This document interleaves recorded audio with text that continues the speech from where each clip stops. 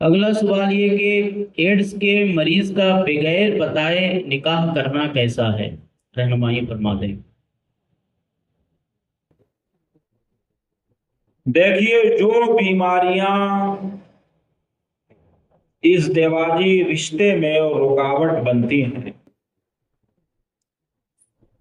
شادی کیوں کی جاتی ہے؟ شادی دو چار دن کے لیے نہیں کی جاتی،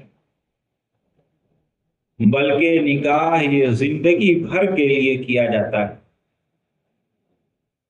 یہی وجہ ہے کہ رشتہ ازدواج سے منسلک ہونے کے بعد زوجین میں سے ہر ایک دوسرے کا شریک حیات اور ہم سفر قرار پاتا ہے۔ تو جب یہ نکاح کا رشتہ زندگی بھر کے لیے ہوتا ہے تو ایسی بیماریاں جو ازدواجی رشتے میں رکاوٹ بنے، مثال کے طور پر مرد کے اندر قوت مردانگی موجود نہ ہو، جماع، صحبت اور ہم بستری پر قدرت نہ رکھتا ہو، اس طرح کی جو بیماریاں ہوں ان کو بیان کر دیا جائے۔